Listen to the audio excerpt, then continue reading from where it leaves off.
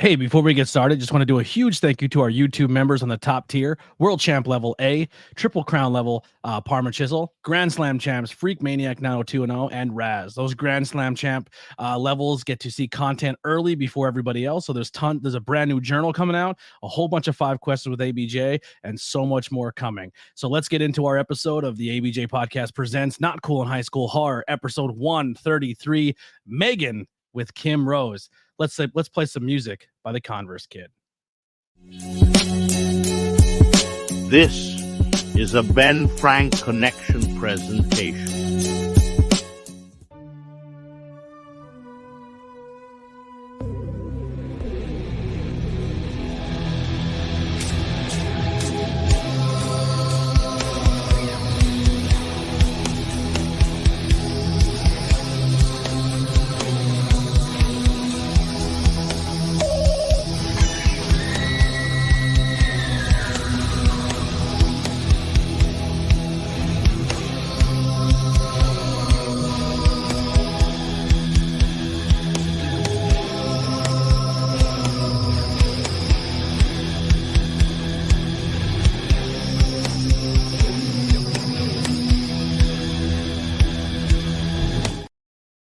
What is going on, everybody? We are live, episode 133 of Not Cool in High School Horror.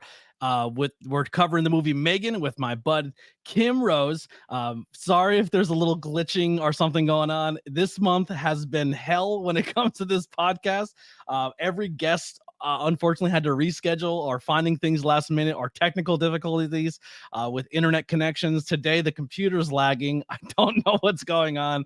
It's just been one of those months. Hopefully in May everything picks up back up for us, but we are a very low budget podcast trying our best to put out some content, so just bear with us. Make sure you guys check out this podcast on all podcast platforms as well as Spotify, Apple. Leave 5-star reviews. It helps very, very much. Links below if you want to buy some merchandise, as well as follow me on social media or follow my guest on social media, who is one of my favorite people to talk to at local shows when it comes to horror movies. Every single time we see, that's pretty much what we talk about for like an hour or two, is just horror movies, cool tattoos, and music. Without further ado, let me bring in my guest for today, Kim Rose. What's going on? Hi, everybody. How are you? First off, we got the M3GAN suit on. Where is this, like find this at a Halloween store? Is this cosplay? How do we come across the M3GAN outfit?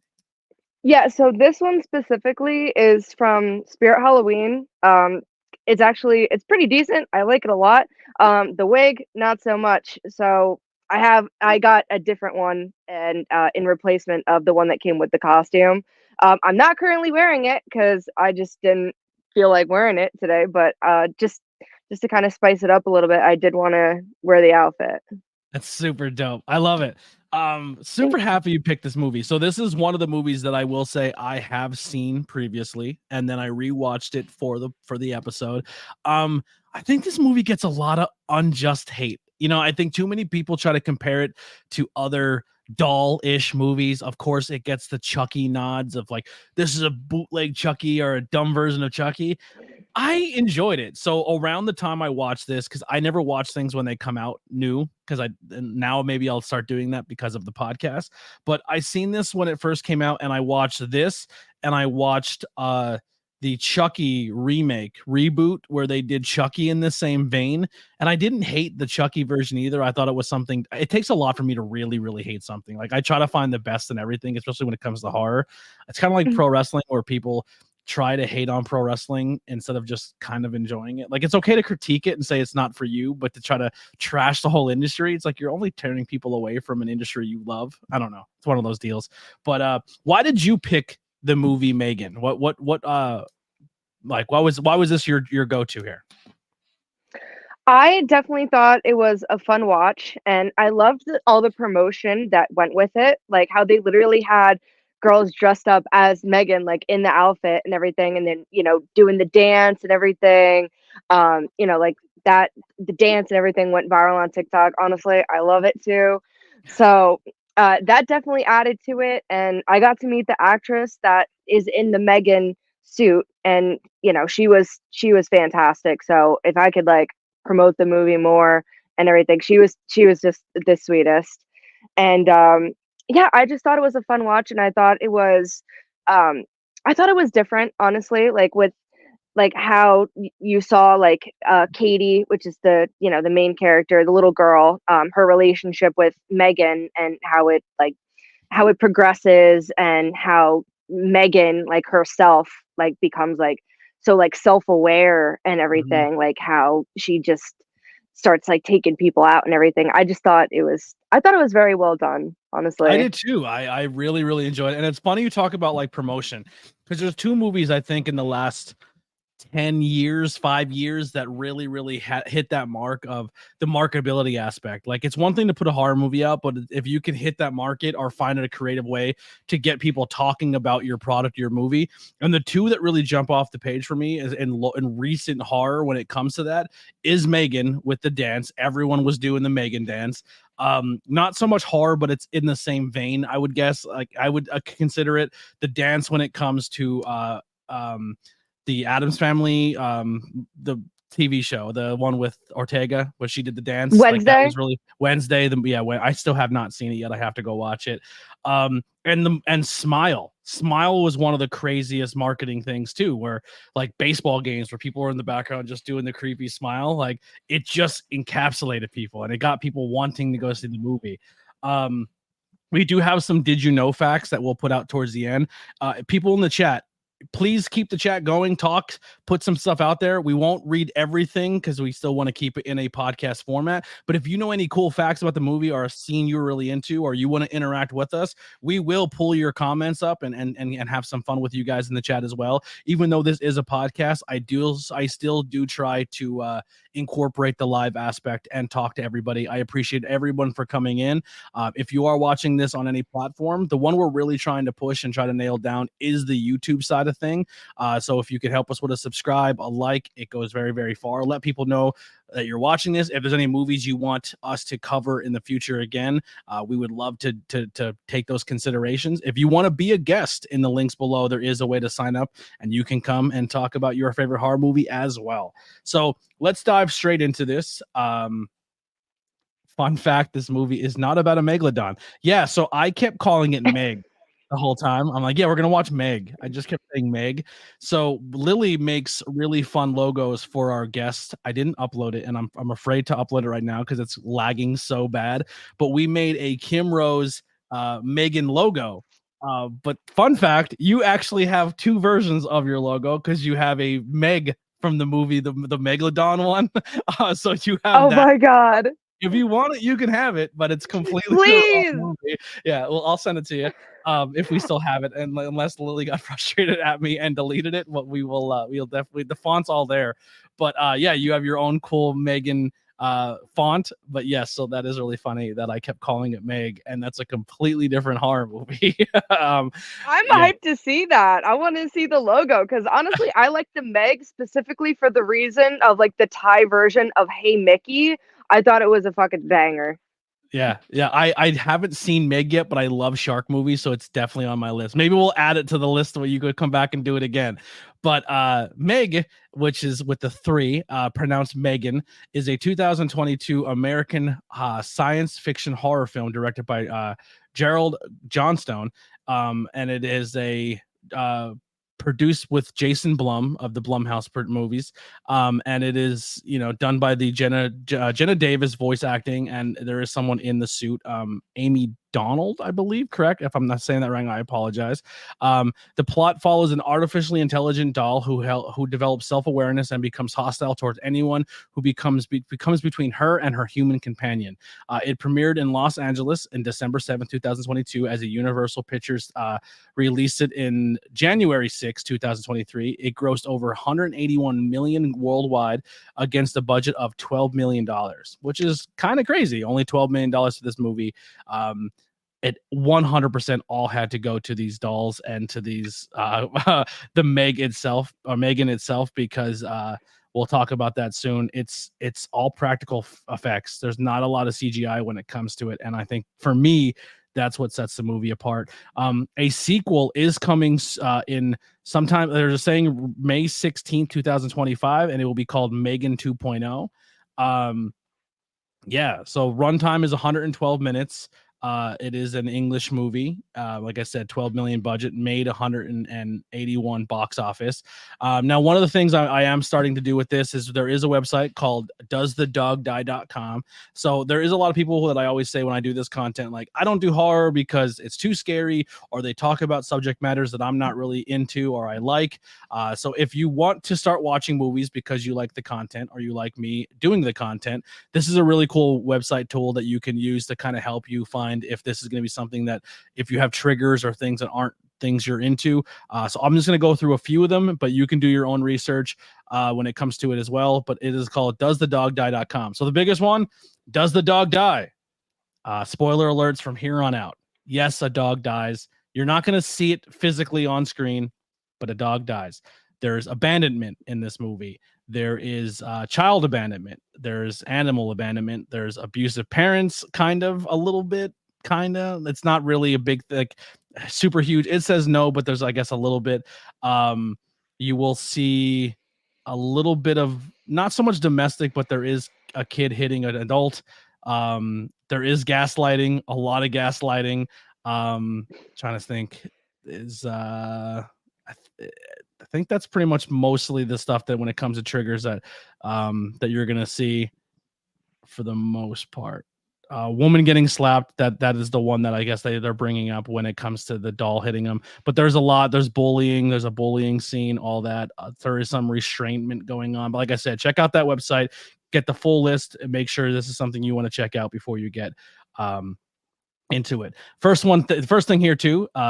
Def Mayhem 666 says, I think the uncut was way better. We were talking about that off camera. I didn't know there was an uncut version until after the movie and I was doing my research. The uncut version, I guess, does a little more detail in the death scenes. Kitty cat. There you go.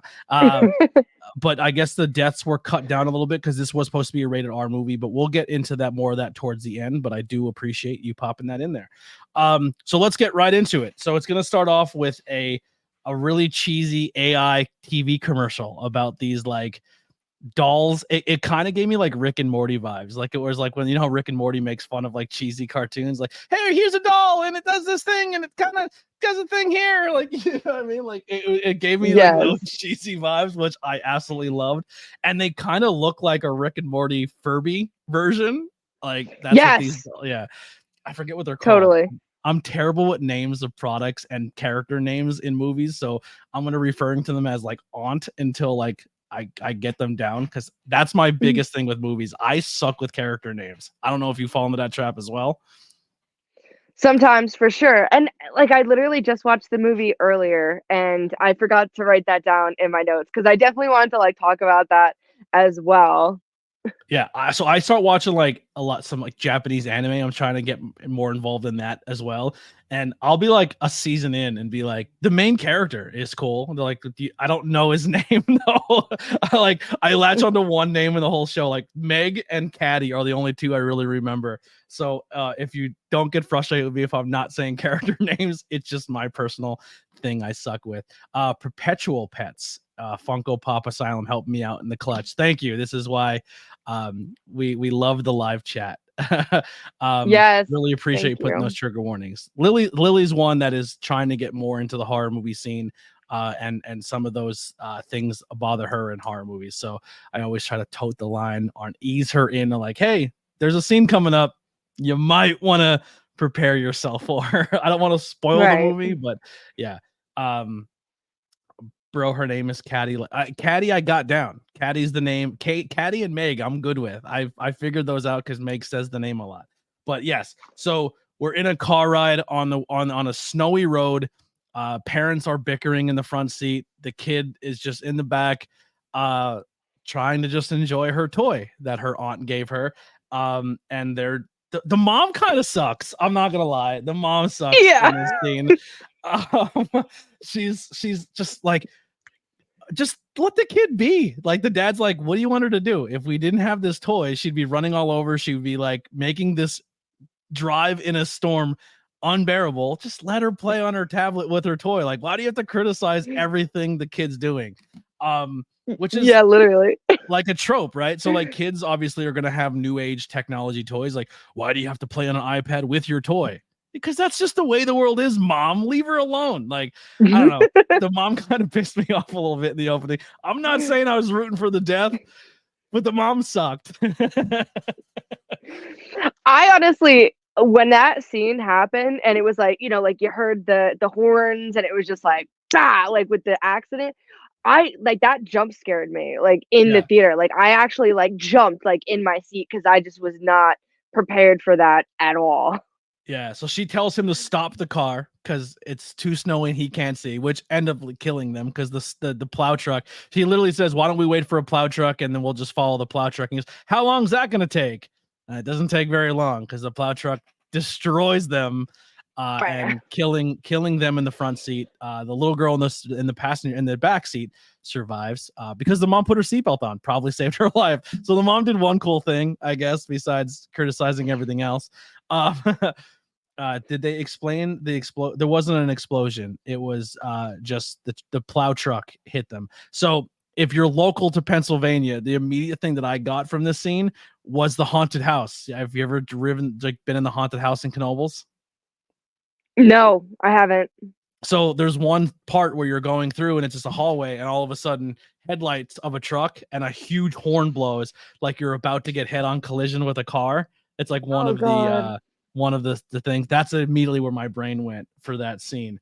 Now we're gonna fast forward to the sister of the terrible, not terrible mom, but annoying mom, who works at the toy factory that they talked about in that scene.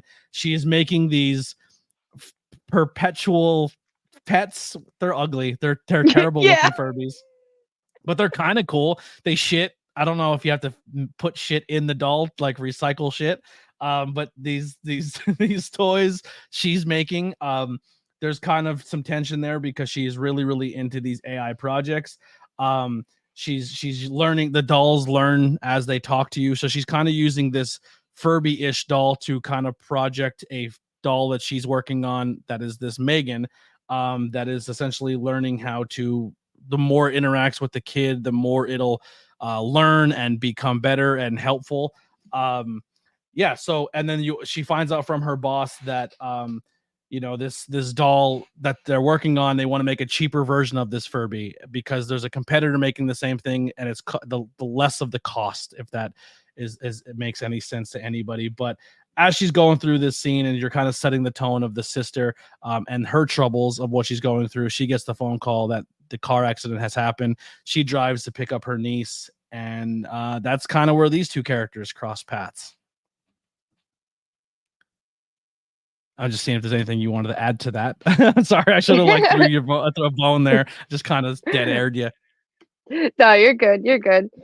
Yeah, so those perpetual pets, I don't know if I would personally own one of those. I don't know. They just, and like the commercial with, and how they like mention that the chicks, like the little girl's like dog dies or something, and then they're like, "Hey, here's this. It'll like, never die." Yeah, and then like they're like, it also shits too. So like, yeah. if you missed that, here's a thing that does that too. This is where I get the Rick and Morty. I'm so happy you brought the commercial up again, because that's exactly where I went with Rick and Morty. It's like the put a dead dog in the commercial. It's like, your dog died. And you're like, but this will never die. Like that's where I got like the Rick and Morty. Like, your dog dies, but this perpetual pet will never die. You can feed it on an app and it'll shit. Like yeah, like yeah, fucking wild. Makes it all better.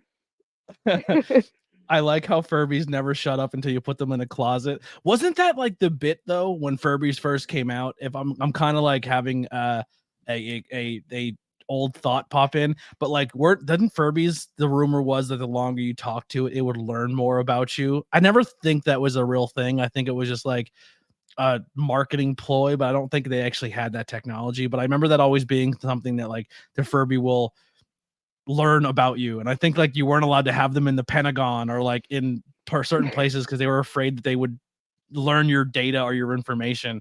I don't think they were that good. I think they just had like a button on their tongue and they just every now and then would scream until you touch their tongue.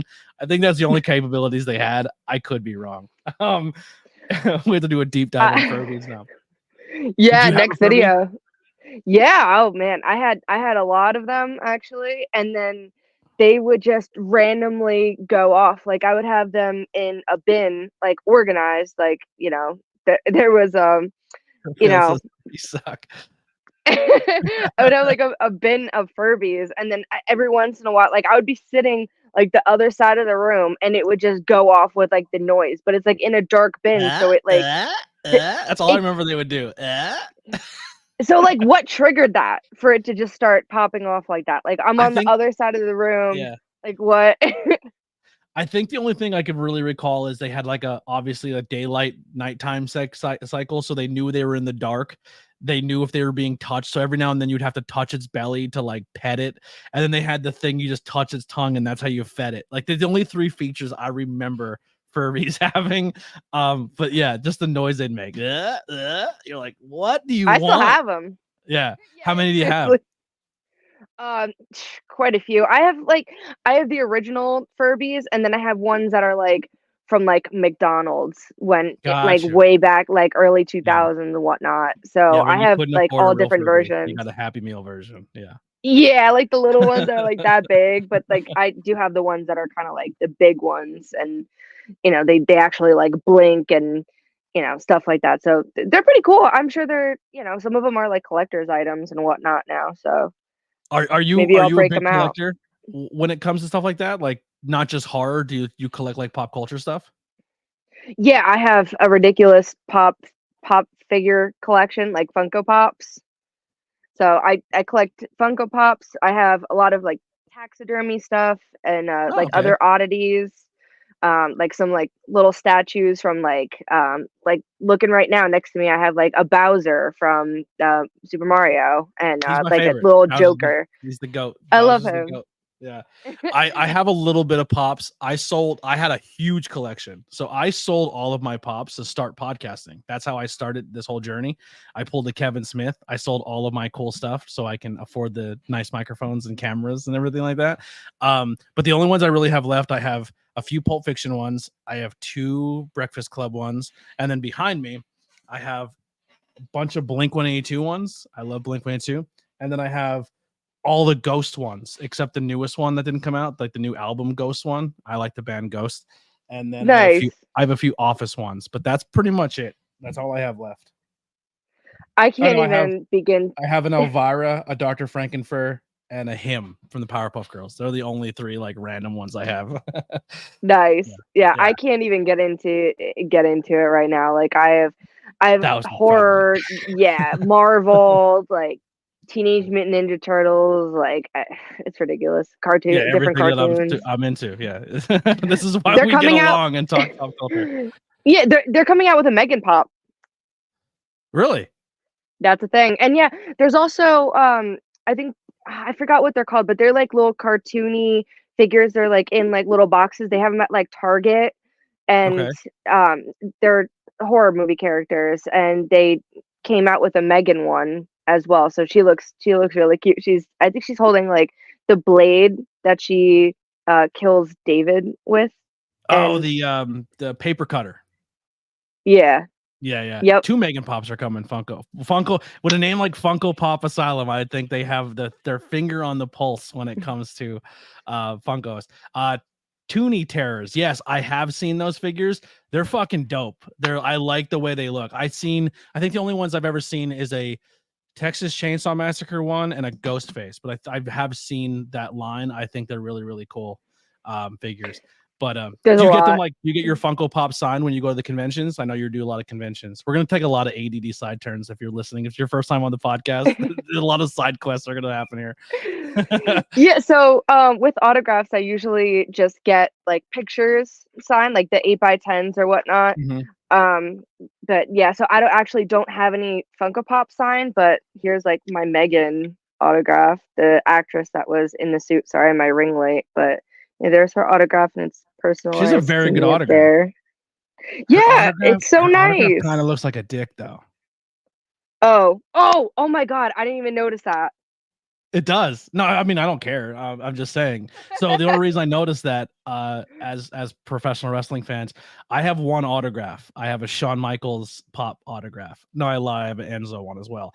But when Shawn Michaels does his autograph looks like a dick and balls. and he does it on purpose. He's been doing it for years. So when you have an HBK autograph, Google Shawn Michaels or HBK autograph, he draws a penis. That's his whole bit. Yeah. I need to do it by something. now if you've been doing it for years. Like, yeah, you just have it down. I think Steve-O does that too. He draws a penis in his autograph as well. I don't know if that little girl did it on purpose, but now in every autograph, I notice dumb things like that because of Shawn Michaels. Nice. Yeah. So she goes and gets the little girl, goes through that whole process, and it really sets a tone here in the movie of the stress of what's going on here, right? So Katie's obviously grieving. She lost her parents. She's struck. She doesn't know where she is. She's living with essentially a stranger. Like, she knows of her aunt, but they kind of set a tone that like they weren't really close. Like, she kind of is so focused on her career in robotics and toys. And for someone who's really into toys and collectibles, she's not a really big kid person, which I relate to that. Like, I have toys everywhere. Kids are dope. I don't want any. You know what I mean? I want to remain a kid, but when it comes to like taking care of one, I'd be like, take a nap. What do you want? A sandwich? Like, I don't know what to do. Yeah. But yeah, so, and all this is happening, and I'm just making sure I'm not skipping too far ahead. She's also learning that M3GAN was not you're kind of learn that M3GAN wasn't approved by her company, and she invested a lot of money into it, and they're kind of have this fear of she's taking time off work. They have this deadline for the Furbies, the bootleg Furbies, and now her boss found out that M3GAN exists. And one of the things that happens here with the M3GAN thing, to kind of go back, is there wasn't a chip installed and it blew up her head, which I thought that would be a callback later. It wasn't. It was just a one-off thing to kind of destroy M3GAN. I thought that would be more crucial. It wasn't. Sometimes horror movies in the beginning, they kind of throw that little like, this is the way that it's done, and they never refer to this ever again. The head blow up chip was not ever talked about ever again. But yeah, and then all this is going down. There's also a therapist coming, and the therapist is like every typical movie therapist, is just kind of like, I don't trust this situation. You're not going to be good for this kid. I think foster homes are a better fit than the parent, or they always have that trope in a movie where they're just someone else throwing a monkey wrench into this whole already horrible situation that's going on here. Yeah. Yeah, like right off the bat, the therapist was just like, "Oh yeah, if this isn't like gonna work out, you know, we already have a backup with I think it was the father's parents or something. So like her grandparents were like willing to take her." Yeah, they're already just like, I don't trust this situation. Like, yeah. Making it more hard. Yeah, so they start having that bond, right? So she's like, hey, I'm gonna go and work in the garage and figure out this deadline. Are you cool? Just kind of let me fuck off for a moment. And the little girl's curious, so she's like, hey, comes in the garage, and they have their first bonding moment over the robotics and the toys. And she's like, you know that toy that shits? I made that. I'm a boss. I'm dope at my job. And she shows Caddy this robot named Bruce. Now, this is where the callback comes for later on. She kind of takes the face off and shows him what makes Bruce special and all the gadgets. And she shows the brain of like the memory chip, what Bruce would be. And she's like, that is controlling everything. There's your callback. The head exploding part, not a thing. The brain part, we'll get back to later. Yeah, so she kind of shows that, and then later on she sees how she responded to Bruce, and if like, man, if Bruce was a toy, I would never want a toy ever again. Like, that would be the coolest thing ever. So it kind of inspires her to start making a second version of Meg and putting it all together and working on it again, because she's like not giving up on her dream of this artificial intelligence doll. And there's like that montage scene of like the Rocky with like building the doll. Like, how do we shave time off in this movie to make this doll come together again? Just chips they put in the M3GAN reminds me of the ones from Small Soldiers. Yes, man, that's an old callback. I haven't thought of Small Soldiers in a long time. Good. I have the toys. Do you really? Wasn't that Henry Rollins? Wasn't he one of the small soldiers or the voice of it? I don't know. I'm bad with names, to be honest. But I have one of the figures that he's like this big, and then I have like the little army I guy. could be But I'm wrong. so bad at names. I think the main figure of small soldier was Henry Rollins. I could be wrong with that. For some reason in my brain, I think I could be. Well, I'm sure somebody will let me know in the chat. Everyone is like Jamie in the chat. They're like, Google, you're right, you're wrong. That's why I love the live app. I think his name was Archer. Yeah. I think it was Archer. Yeah, so she brings Caddy into the thing, and they do like this demo where she's like, hey, I'm gonna have you play with this doll in front of my boss and see how it goes. And you kind of see M3GAN in action for the first time, and it's super impressive, but also you're watching a horror movie, so it's insanely creepy. She colors on a piece of paper, but nothing happens, and then it's water activated by a whole portrait, and you're like, this fucking AI is incredible. Like, as a kid, you're like, this would be the coolest thing ever, but also because you grew up watching horror movies, you're like, I would not want that in my house or around my kid. But realistically, we're probably 5-6 years away from those being probably real. Do you think so? I don't know. Maybe, but it's possible. I mean, like, there's already like the Google Assistants, and whatnot. Like, I was talking to my alarm clock earlier, and so and there's those in the movie too with like the little Google Assistants, because like the aunt or Gemma, she like walks in, and it's just like, oh yeah, by the way, you have like Tinder notifications. Yeah. And she's just like, all right, like, chill with that. Don't be outing me. Yeah, but they actually came out with a life-size M3GAN doll. It's available for like $500. For $500, you get a life-size M3GAN. Yeah, well, I mean, I don't think it does all the crazy shit that it does in the movie, but it's like, it's there. It's just like a Chucky, a life-size Chucky in a box. They go for like 500, and Chucky's not as big as M3GAN, so that's actually not a terrible asking price as a collector. Yeah, I think it's like Trick or Treat Studios or NECA. It's either one of the two, but I also have like the Chucky dolls. I love collectibles and everything. So the M3GAN doll is definitely something I already thought about. Like, when the movie was still in theaters, I was like, that's gonna come out and I need it. Now, as a Chucky collector, I obviously would love a Chucky doll as well. It's on my bucket list. But I also would love to get the original My Buddy doll. I think that would be a cool have, like what Chucky was kind of inspired from. But now, is your Chucky doll like in the legit Mr. Good Guy box, and is yours destroyed face stitched Chucky, or is it pristine Chucky? So I actually have two. I have the one in the Good Guys box, and it's just like, the regular one that Andy gets. Yeah, where he still like looks like a toy. It's not Chucky evil face. It's Good Guy doll. Yeah, so I have that in the box. That's in mint condition, and then I also have like the stitched up Chucky. That one, I have him, and then I have Tiffany like in her white dress with like the black jacket, and then I also have Glenn. Oh, you have the son. Yes. That's awesome. So I love I'm a little behind on the show. I watched season 1 and I loved it, and then everything kind of my life went upside down, so I have stopped watching the Chucky show, but not because it was bad. I absolutely loved it. But it was kind of cool that Glenn got referenced early in the season, where the kid's like, you don't hate me? He's like, what do you think I am, a monster kid because you're gay? He's like, my kid's non-binary. I was like, what a dope move for Chucky. I love that. Yep. And they're actually in the second season too. Oh, so really? That's something to look forward to. Yeah, Glenda. Yeah.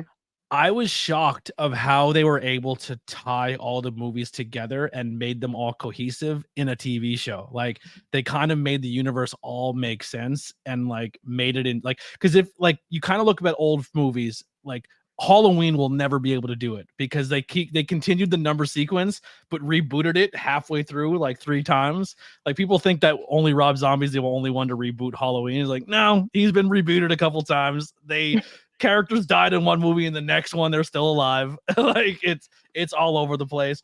But Chucky was able to kind of put them all together to make them all cohesive, which I thought was kind of dope. But yeah, going back to the collectibles, that is a bucket list. I definitely want a good guy doll. Yes, where are we at go here? for it. So now they kind of realize that, oh, this is insane. The boss approves and says, whatever we have to do to make this a thing, let's keep doing it. She's like, well, the more Caddy spends time with the doll, the more it'll learn from her, and the more the presentation will be good. So they're like, whatever, Caddy's on the payroll. She's hired. Get them together. She's registered to the doll. She has so the doll's now attached to Caddy. And it kind of said from the beginning, like, your job is to protect her physically and emotionally and teach her and do everything. Now, this is where another cool layer to the movie, which I thought was smart, and I thought it was cool element of the movie that a lot of people didn't talk about. And I think when people say, oh, the movie sucked, it didn't make any sense, this is where I strongly disagree, because this is where it adds the element of her aunt, who is like, technology is amazing, technology is great, this toy will essentially eliminate schools, everything. Like, this doll can teach your kid everything and maybe have conversations as a parent you don't want to have. Like, kind of brings another layer to parenting that someone like me would be like, this is amazing. Like, here, have a tablet, go fuck off, kid. But her assistant and the person working on the project with her was kind of like, this eliminates the parent. And is that smart as well? And then the therapist is kind of like, you're kind of, instead of being there for her, the doll is now being there for her. This could cause emotional problems. And there's all these people throwing these different elements of why the little girl then became so attached to the doll, and how it could be problematic. But as someone who loves technology and loves science, you're like, this is a no-brainer. Why don't we just keep advancing this? But you always kind of need those people to kind of like rail it back in, to be like, this couldn't be problematic. We need to learn about this more before we kind of push this on to kids and society, because it could be an issue down the road. So I kind of like they added that element too, where people were in her ear like, this could be an issue, you should kind of keep an eye on it. And she's like, nah, it'll be fine, just keep rolling with it. But yeah, this doll is teaching her about condensation and using coasters and washing your hands after the bathroom, and like, it's bonkers. And she even says herself, like, I don't need to go to school because this doll is essentially teaching me everything that I need, which is absolutely crazy. So she's outside playing with a toy bow and arrow. Spoiler alert, this is where the dog is going to get hurt. And her arrow gets stuck in a hole in the fence. She goes to reach for the doll, M3GAN goes to reach. A dog attacks her. She kind of has like a short circuit, which in my brain maybe disabled that chip that kind of has her governing abilities, where she has primary users. Like, I think for me, at least, I picked up on the dog attack is where she becomes fully aware and self-aware and has no restrictor plate, if that makes sense. Did you kind of get that as well? I mean, there definitely could have been like some detachment there. And like Caddy, she was like wailing like in that scene too. Like that scene was like, there's so much going on. Like when M3GAN was like getting attacked, and with like her screaming for Gemma and everything, that was like, I think that like the first like intense scene of the movie. And then, then she has like this vendetta against the dog. Yeah. Always, I as a dog lover, you're like, dogs are amazing, but then you see like a dog kind of become animalistic, and you're like, all right, fuck that dog. You're kind of conflicted as like an animal lover. You're like, but it bit someone. But yeah, so it kind of tricks your brain a little bit into that. But as a dog's attacking her, like, unless I'm just bugging, but I thought there was like a spark or like some type of thing that came off of M3GAN, like, where it kind of shows that this is, unless I'm just overthinking it, but I could have sworn I seen that in that scene. So that's where I kind of got the idea of like M3GAN now has no restrictor plate and she can kind of go off on her own. But also she's designed to protect Caddy. Oh, I think we just lost her. I'll keep Rose rolling as she comes in. But yeah, this is kind of doing that where it's protecting her when it comes to the I have to do my job as what I was designed for as AI to keep this going. I'm gonna kind of hold off. Oh, here she is. Perfect. No camera, but we'll wait for her to pop in. I think we can still hear you with your camera.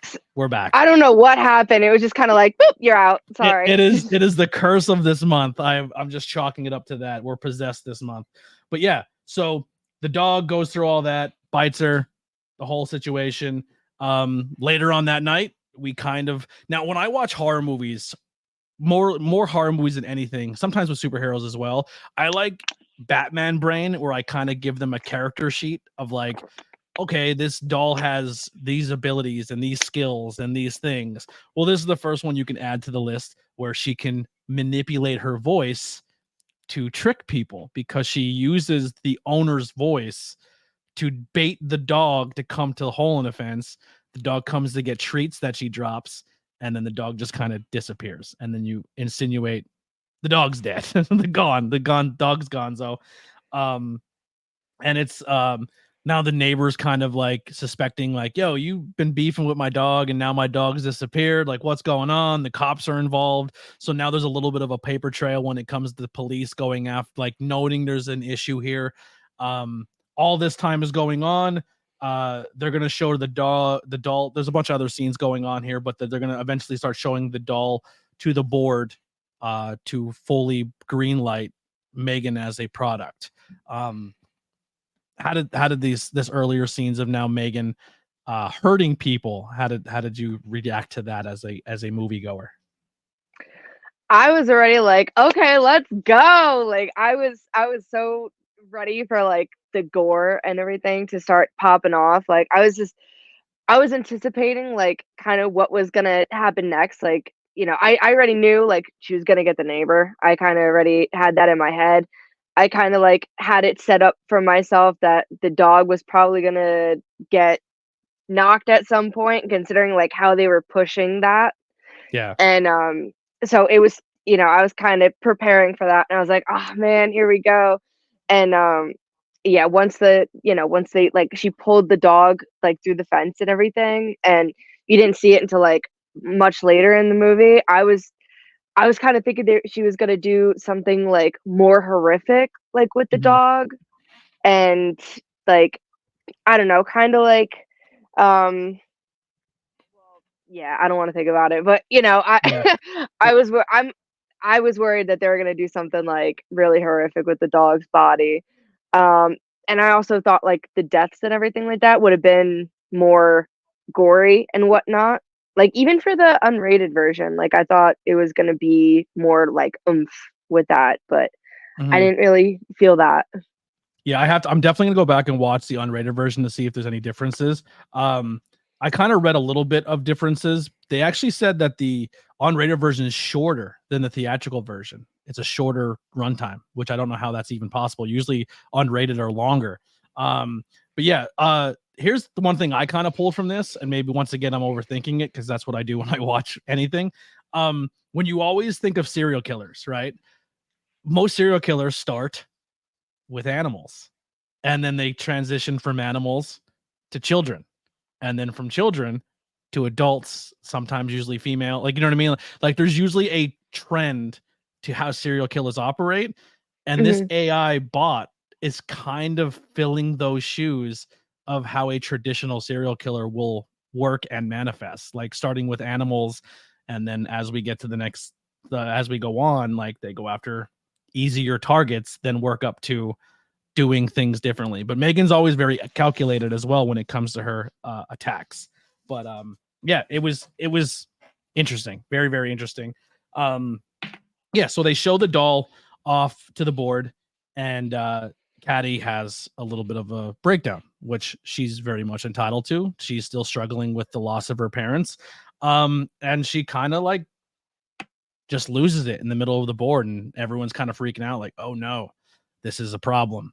And M3GAN not even doing a bit to be like, you would think, oh, she's doing it to be self-aware and to show that she should be mass produced. She's legit doing her job as AI still, of being there for her companion. And she's like, hey, Like, tell me a favorite memory of your mom, and I'll keep it forever, and I'll make sure that you will never forget that. And I like just really reassures and comforts her as really good AI. So she's kind of showing that balance of the strengths and positives of AI, but also like you're conflicted as the viewer. Like, is M3GAN good? Like, was she justified in killing the dog because she hurt the little girl? Like, you're kind of in that seesaw battle, which a good movie should make you feel when you're watching it, especially in a horror aspect. Like, if you can kind of relate or justify the kill or the negative that the person's doing because maybe they were done dirty, you're conflicted as the viewer. You know what I mean? It's like the classic joke, the Joker.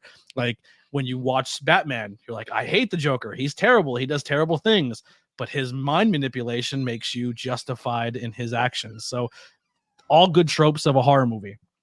Now, kind of how you were going back, usually when I see PG-13 in a horror movie, I get really scared because I think sometimes a lot of horror movies will lean on the jump scare aspect, and they kind of throw out a lot of logical sense, and they throw out a lot of like the gore, because I think a lot of people like the gore when it comes to horror. But I think this movie did a really good job of blending the sci-fi elements and actually like making you have those emotions with the characters and not really leaning on jump scares at this point. You know what I mean? And kind of just doing the cutoff kill where they don't show anything either. So at this point, I'm still very impressed with this movie, and I'm having a good time with it.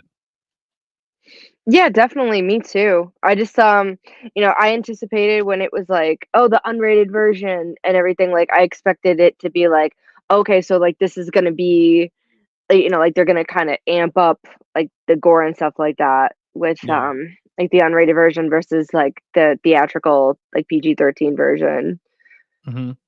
I feel So like now we're going. Oh, you sorry, know, go ahead. Delay. no, you're good. You're good. So now we're gonna go to day camp. We need socialization. We're gonna put Caddy around real kids, and we're gonna take her. She convinces that M3GAN's gonna come, but she's gonna go to a toy table. She has to sit at the toy table.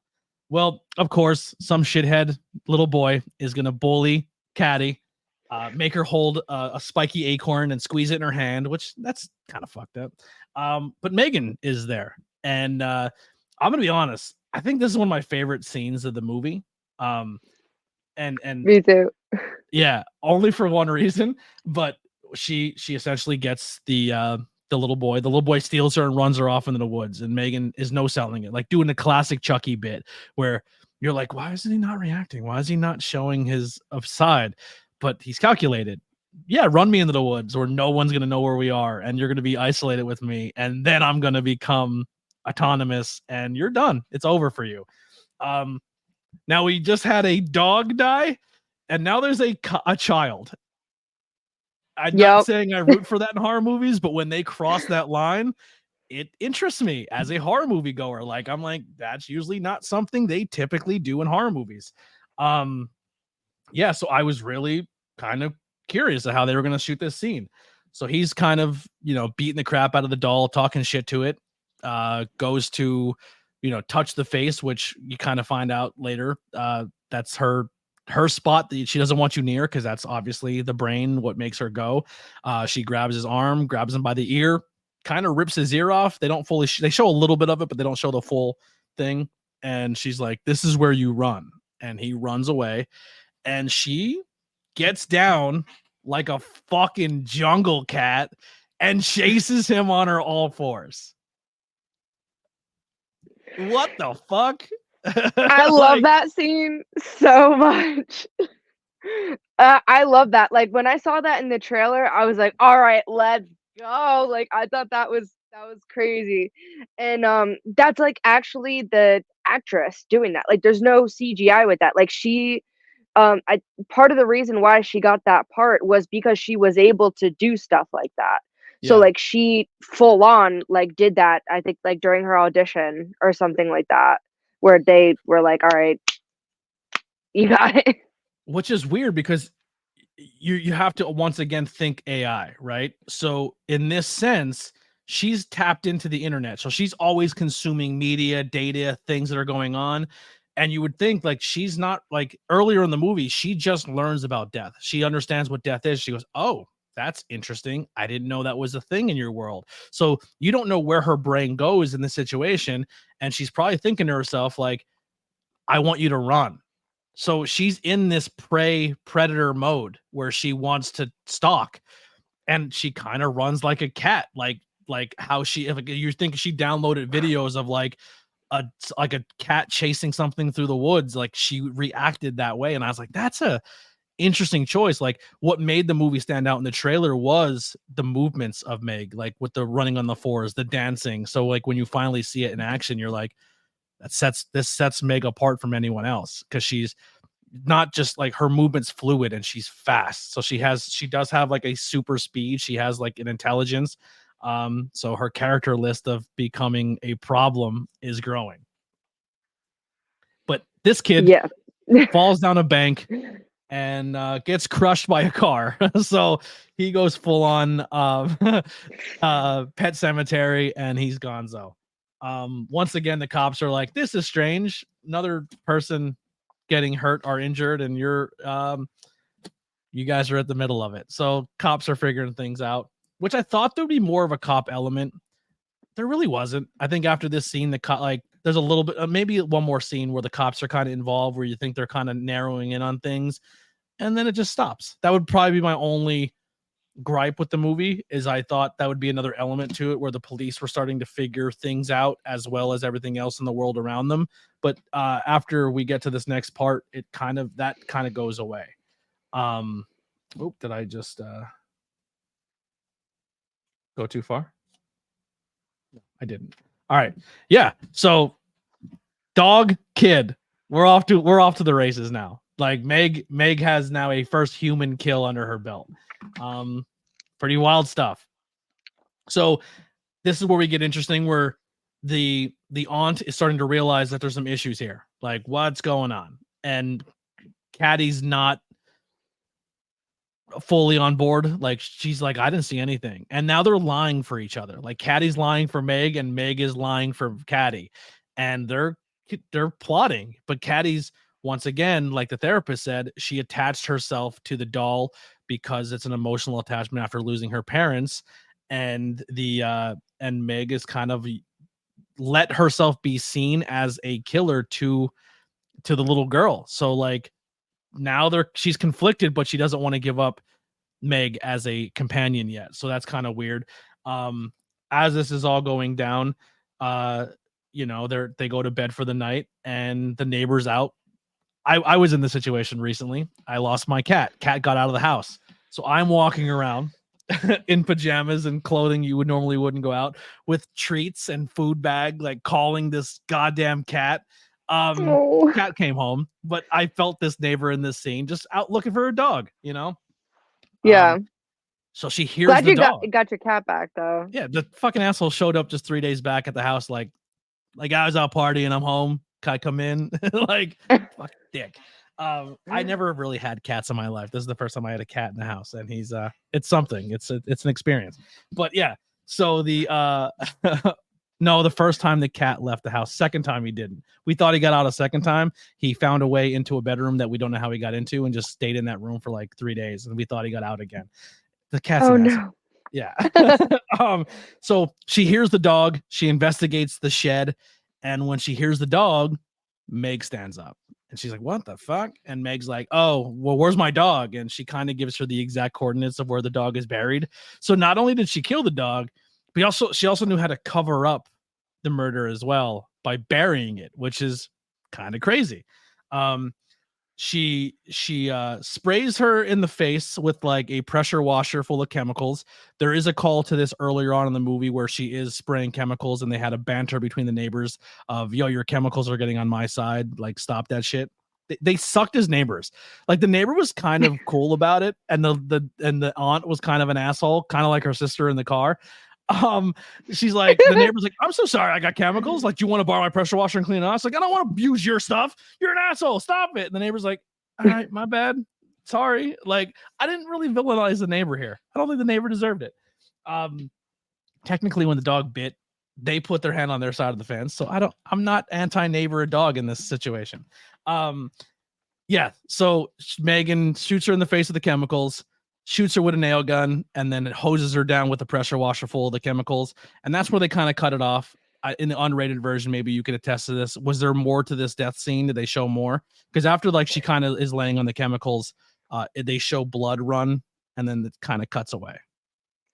So in the unrated version, I don't really know how much of a difference is because like I only saw the theatrical version one time, and that was when it was in theaters. And then as soon as it came out, I got it on DVD, and then I was watching the unrated version. So every time I've watched it, I've watched it like probably like 5 times, but every time it's been the unrated version, except the first time I ever saw it.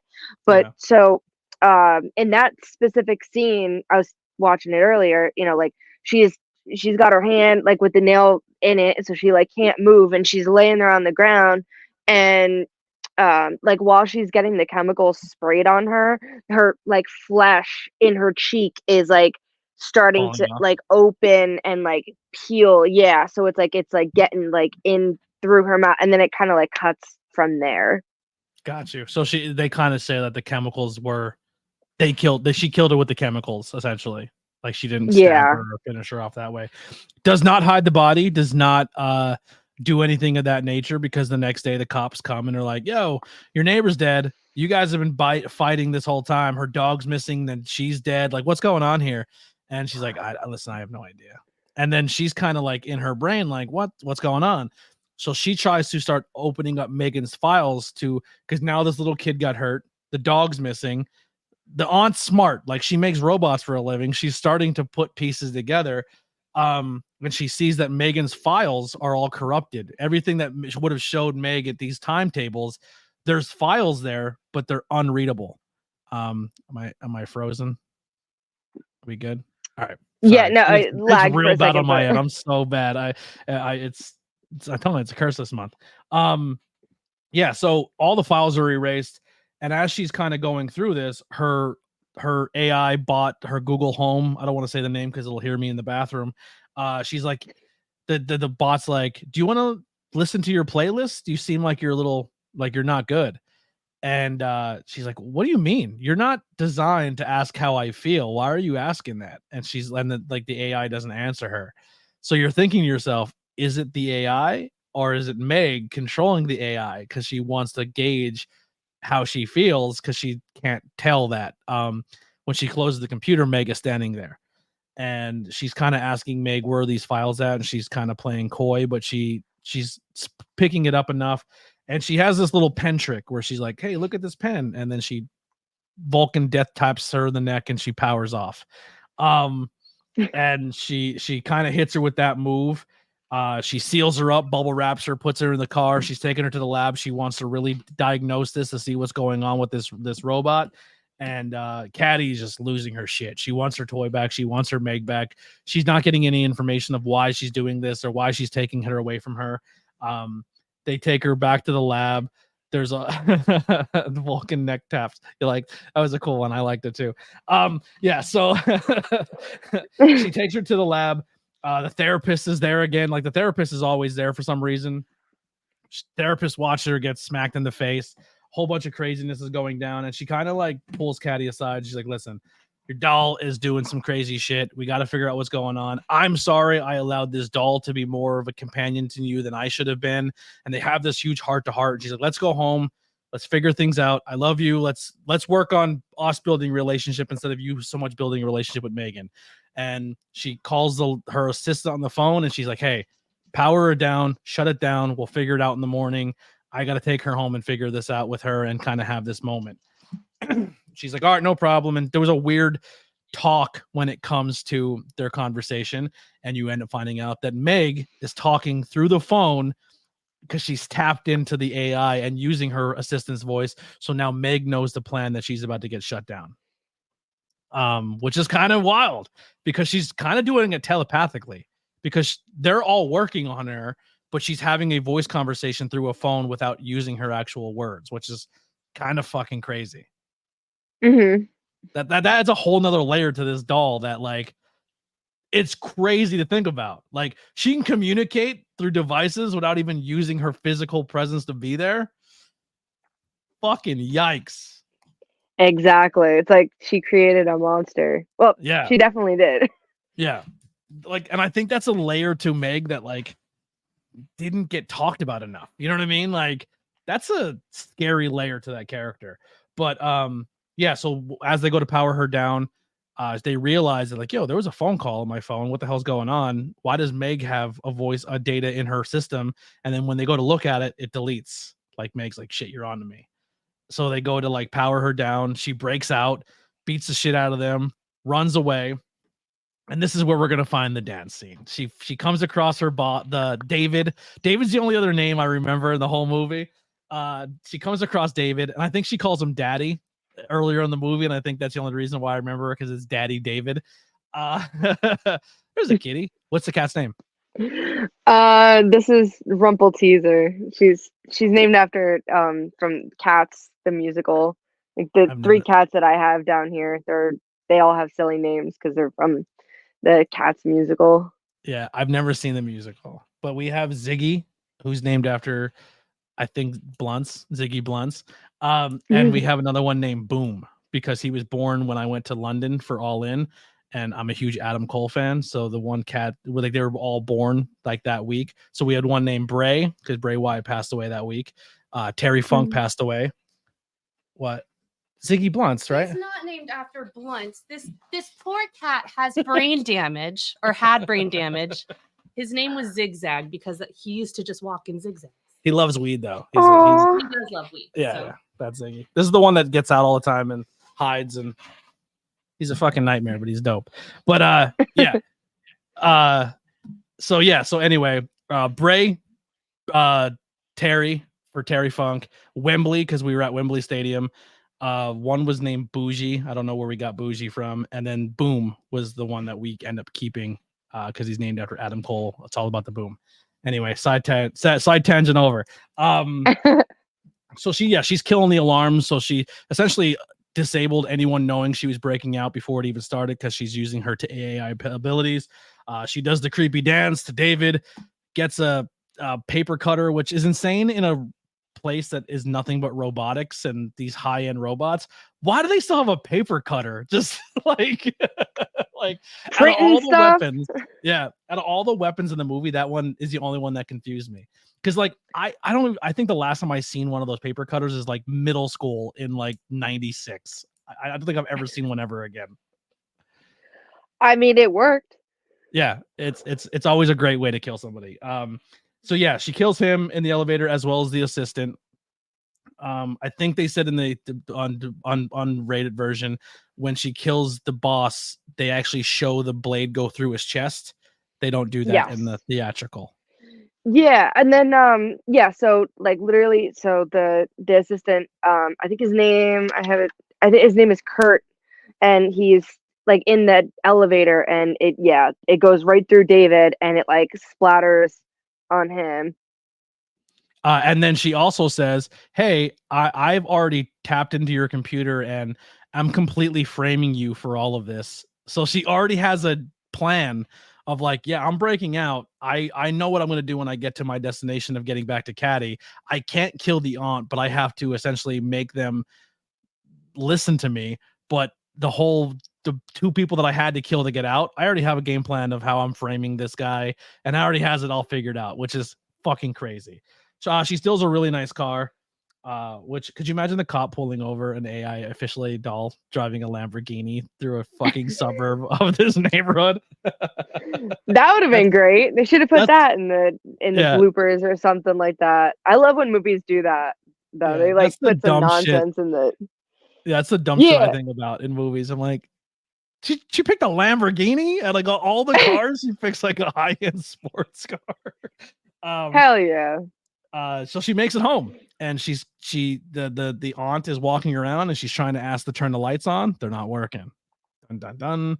They turn around, and Meg is playing, ironically enough, Toy Soldiers on the piano. Thought that was a cool nod. And she kind of explains to them like, we're gonna make this work, and you're gonna listen to me, and this is how it's gonna go down, and we're gonna be a happy family. She tries the pen trick again.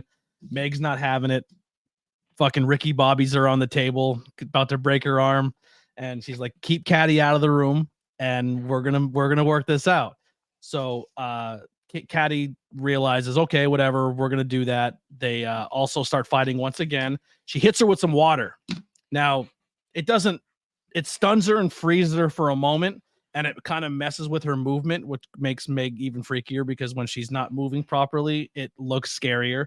So she kind of uses that moment to escape. She traps Maddie in the room by removing the doorknob because now we know it's chaos ensues.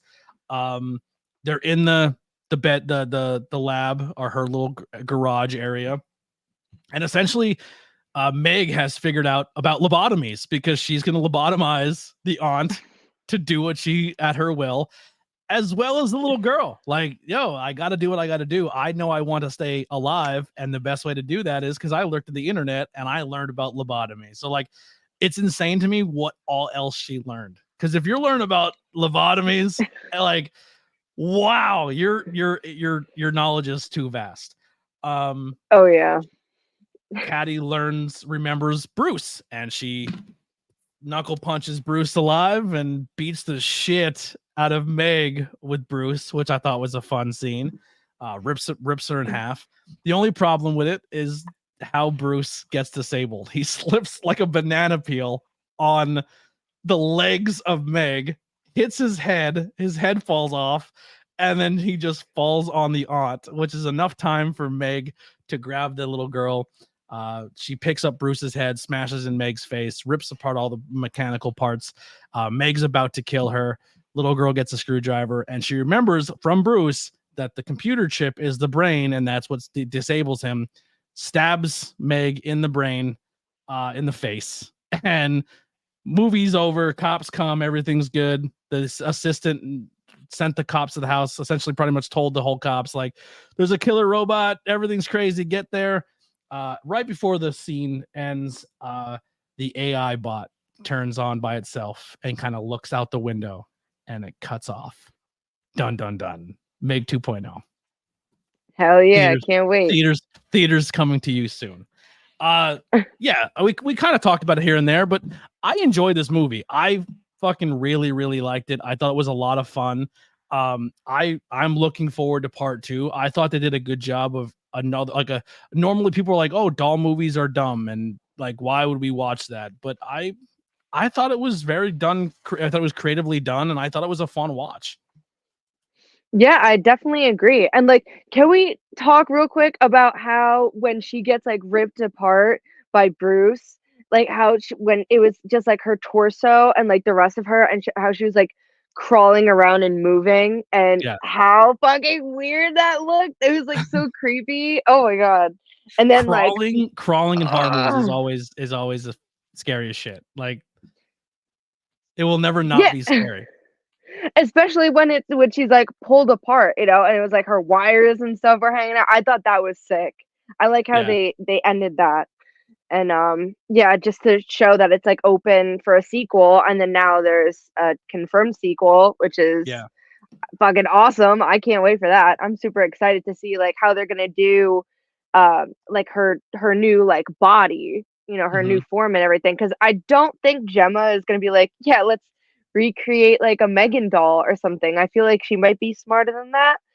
So I'm excited to see how they're gonna like, what her new like embodiment is gonna be. Yeah. Well, I think as the world keeps advancing with technology, like, she can take over vehicles, she could take over AI bots, she can take, like how Chucky did in the reboot, like controlled thermostats and water pressure, and like, because everything is going to an all technical age. Like, you can control your entire house with technology. Like, if you knew how to malfunction that, you can burn a house down. You know what I mean? Like, I think it's wild of where it can go. Yeah, it's definitely scary. And what was the approximate release date for it? 2025? 2025 is what they're thinking. Yeah. Nice. And I also like the name like of the sequel, the M3GAN 2.0. That sounds cool. So one of the things here, the movie was originally supposed to be rated R, but after they edited it was closer to a PG-13.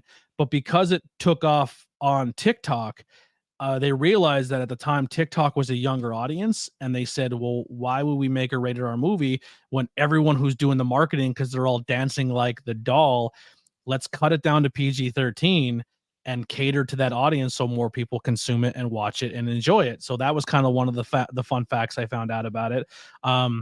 When they made the movie, he started coming up with the idea and immediately went to they already had the sequel planned out. Like the sequel was already thought of and greenlit before the first one was even done. Like they already thought that far ahead.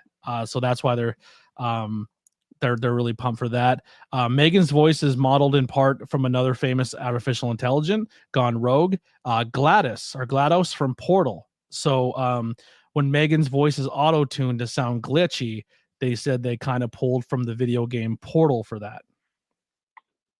That's neat. I didn't know that. That's pretty cool. It's kind of like some of the fun facts that I found out about the movie. Yeah, the toy soldiers was definitely on purpose. They did a M3GAN Halloween Horror Nights haunted walkthrough last year. I've never been to those. I want to go to one time. Like just go to Universal for Halloween one year and just go and experience that because it looks like it would be a blast.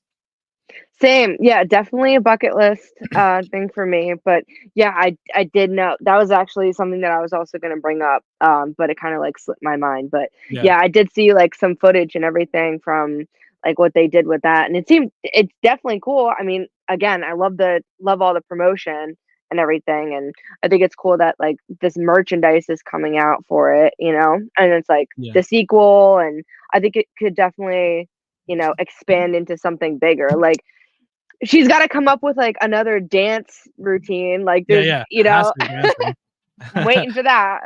So when you watch horror, you consume a ton of horror. Is there a certain genre of horror that you prefer over others? Probably like slasher flicks. Okay. Definitely probably like my top, and then probably towards like the bottom would I think be like paranormal. Got you. Yeah, certain paranormal movies throw me off.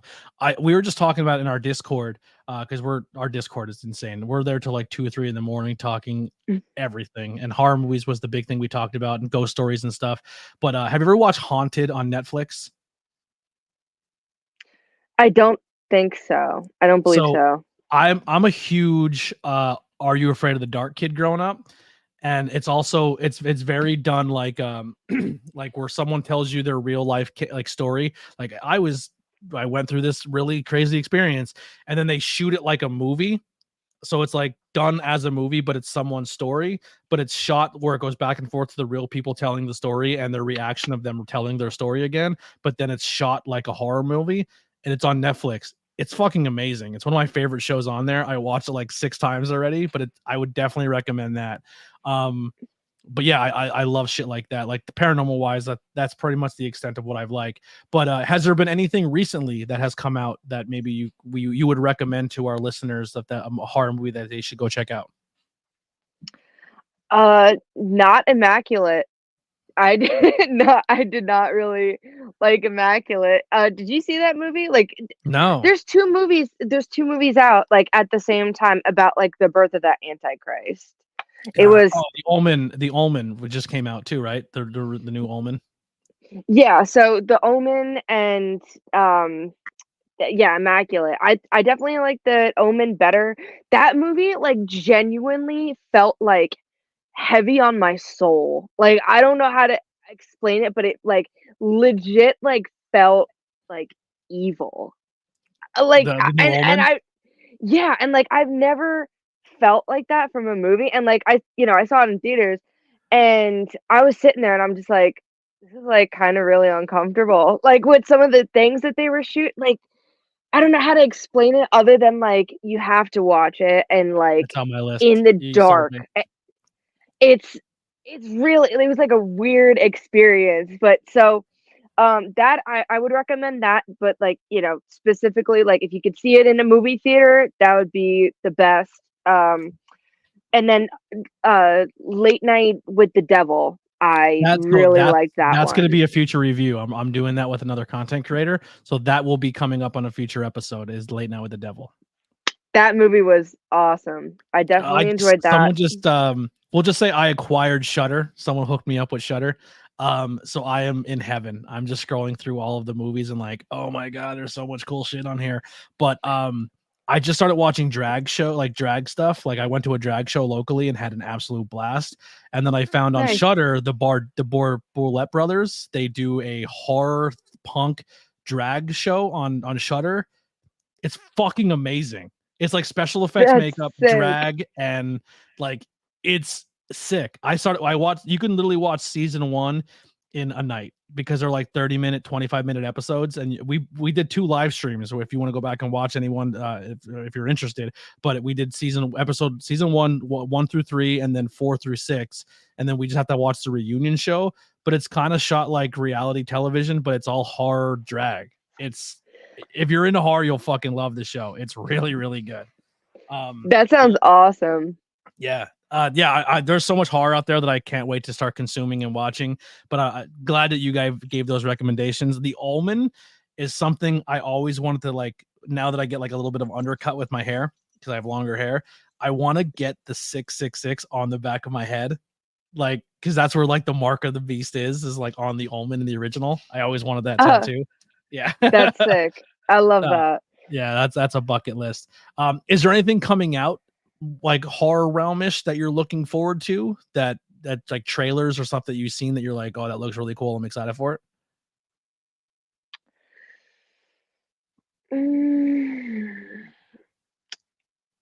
Honestly, not that I can think of off the top of my head. I can't really remember It's what's not really come out horror recently. related, but it's spooky-ish.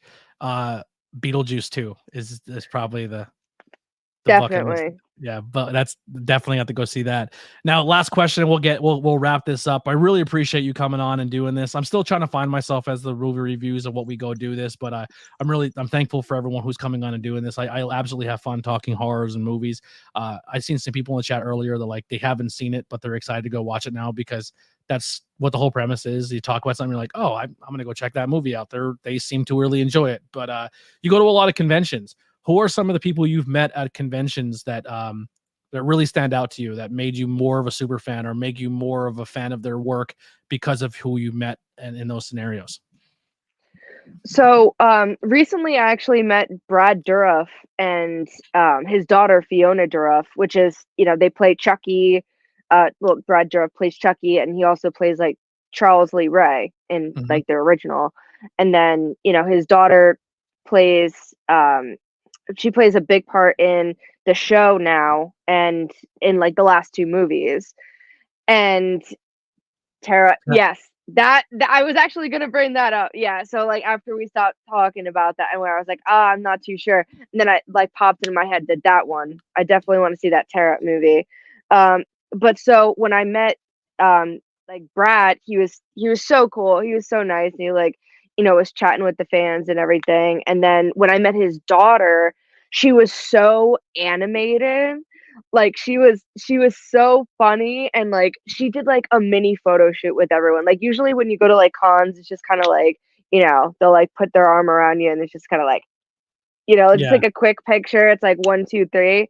But no, her like she had like music playing like at her like table and everything. And then she was like, that's a good all move. Right, so we're and then she was just like, oh, so we're gonna do like a prom picture, and then we're gonna do a serious one, and then we're gonna do a funny one, and then we're gonna lock arms and just like straight face it, and like like we're like facing each other like we like got married and stuff. Like That's it was so like sick. I took like 20 pictures with this girl. Like I was like, no wonder it's taking forever for this line to move, because she's literally doing it. And then she was like asking me, she's like, oh, like what do you like about the show? Like asking me like genuine questions instead of like, something that I could answer with like a yes or no. Yeah, You know what I because mean? a lot of times you meet people and they're just over it. They hate the fact that they're doing it, and it's just like as someone, I don't really like conventions for that reason. Like I meet a lot of people, and some of them are just like they're miserable that they're there. I'm like, bro, like we love your art so much that we're willing to pay $100 to walk in the door before we even get to do anything, and then we're gonna pay you probably another $100 to get 3 minutes with you if we're lucky at a photo. And you look miserable and you don't want to talk about your art that we're so passionate about, that we drove so far to come to this convention to see you at. Like, I don't know, like I had so many of those experiences that it turned me off. but then you do meet cool people and you're like, oh, that was worth it. Like I went to Monroeville. They had a convention and Tom Savini was going to be there, and it's Tom Savini. He's just like, yeah, whatever, dude. Like he was kind of like, he came off miserable, but like there was nobody in line. So he's like, yeah, have a seat. Let's talk. Like he had all of his props there. And I was like, he's like, what's your favorite movie? He's like, oh, let me guess, you're a Jason guy. I was like, Dawn of the Dead. Like, I was like, no, I'm a Dawn of the Dead guy. And he's like, what? He's like, yeah. I'm like, that's my all-time favorite movie. He's like, not many people your generation say Dawn of the Dead. I'm like, listen, we're from Pennsylvania, the birthplace of the zombie. Like, Dawn of the Dead, baby. Like, hell yeah. Yeah. Real quick, shout out Fright Rags. I don't know if you like horror movie merch, but Fright Rags is my favorite company. I got to interview the owner a couple times. Go support them. They're really, really cool people, and they work really, really hard. They're growing from a small business, and all their stuff is officially licensed. They do really cool stuff. But yeah, I met him. He was dope, and for some reason, Ralph Macchio was there, and nobody was at his table because this is pre-resurgence of the Karate Kid. So like, nobody talked to him. He was alone for 3 days every single time. So I just went over and bullshit with him, and he was just like, man, thank you. Like, nobody cares that I'm here. But now you go see him, you probably like, it's an hour to see him. But it's weird how things change all the time. Yeah, like, so a couple years ago, I think it was probably like 2017, maybe like it had to have been like around 2017. And Matthew Lillard, I've also met him, and he was at a convention. Love him. He was awesome. But so he was just like chilling, like literally no line. Like he was amongst like, a couple other actors or whatever, like in like a merch room. And it was like a small convention, and he was like talking to workers. Like there was literally no one going up to his table or anything. And I didn't end up meeting him at that time. I was like distracted with like other stuff, but I was just like, oh, I'll like get him like another time, whatever. And then when I actually did meet him, I ended up waiting in line like 3 hours. Yeah. Yeah. So he went from like literally having no line at all, like no interaction really with like fans and stuff, to people literally waiting so many hours. Like literally, when I went to meet him, the line was wrapped around the building. Holy shit. He deserves it though. That guy needs to be in more work. Like more movies. He was great. Matthew Lillard. Yeah. Scream is my all-time favorite movie.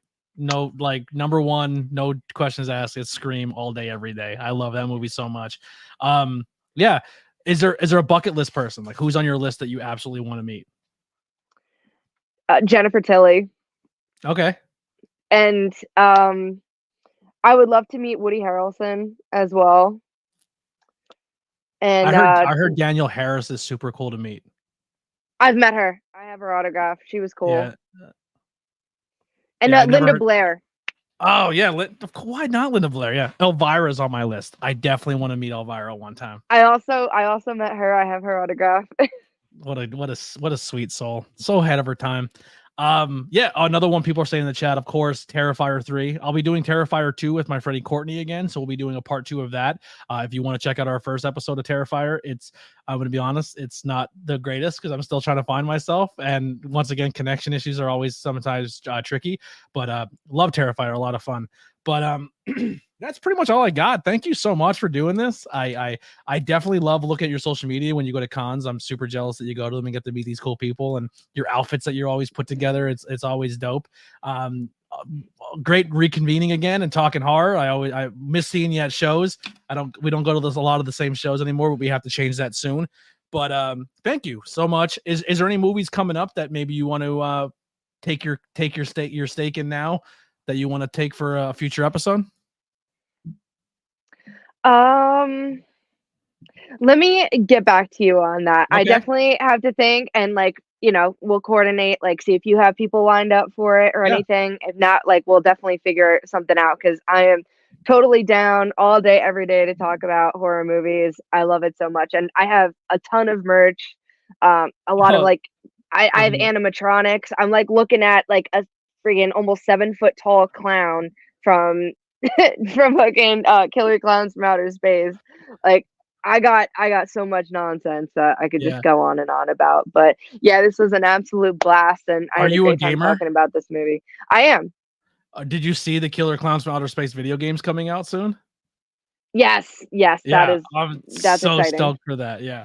But thank you guys so much. If you guys want to check out previous episodes, please go ahead and do that. Hit that subscribe button. If you want to be a guest on the podcast, I do interviews as well as movie reviews. So you can come on if you want to plug your business or anything you got going on. The door is always open to have people come and talk about some of the stuff they're into. I love meeting new people and having a good time talking about things we're all passionate about. Thank you all for tuning in this entire time. It means the world. Merchandise and stuff is all available. Let's talk some wrestling sometime. Listen, wrestling, pro wrestling, horror, I'm down for all of it. Please give me it all. But we will see you guys in the very near future. I don't have anything pretty much announced. This is my last episode for the month. I am still booking for May. It is getting kind of full. June is still completely wide open. So if you want to get on for a future episode, please hit me up and we'll see you guys on the next one. Also, go follow Kim on Instagram. It's a good follow. A lot of fun stuff over there. She's a fantastic. She got in cosplay for today's episode. I don't know the dance to get out of here, but here's some music by the Converse Kid. We'll see you next time.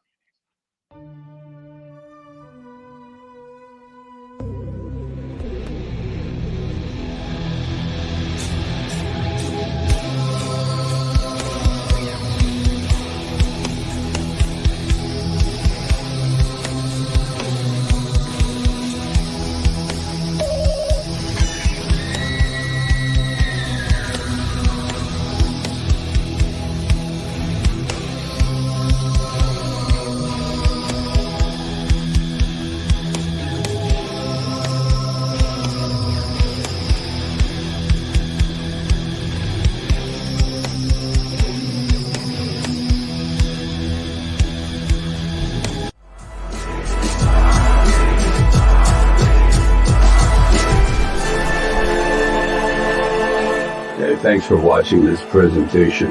Like, share, and subscribe for more.